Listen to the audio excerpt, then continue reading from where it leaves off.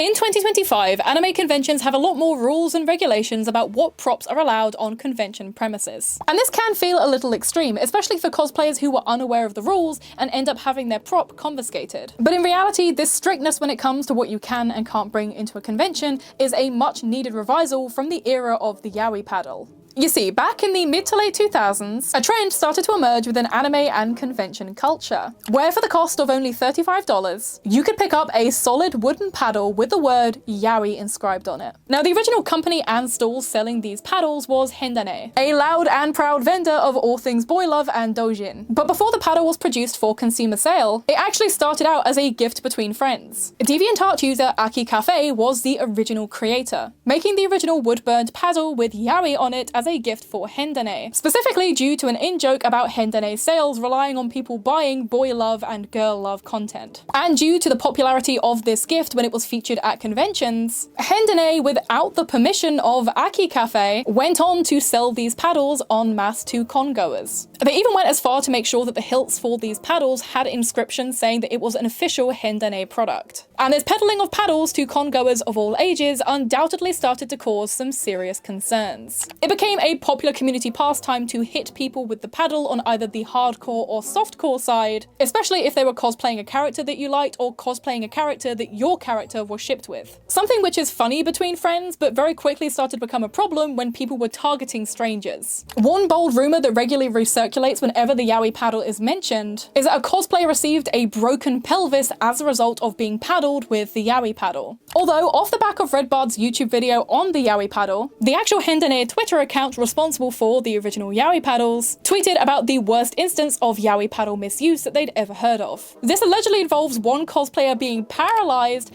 and the offending yaoi paddle user being sent to jail. Although again, no factual information backing this up exists. However, do not get me wrong, I do fully believe that injuries were commonplace around these paddles. Not only because of the existence of many YouTube videos where the pain of the person being paddled emanates through the screen, there are sadly numerous instances where college fraternities have used paddles as part of their initiation, only to result in the pledgee sustaining significant injuries or, in the worst cases, losing their life. In the many years since the yaoi paddle's initial infamy and its banning from conventions, people have started to look back fondly on this Wild West period of anime conventions. Although interestingly, whenever a new project or Kickstarter arises to resurrect the yaoi paddle, the Hendane Twitter account is one of the first people to speak against it. The yaoi paddle has massively outlived its rather short convention lifespan. It's a cautionary tale for new gen fans, and a hit of nostalgia for those who lived through this era or just started attending anime conventions off the back of it.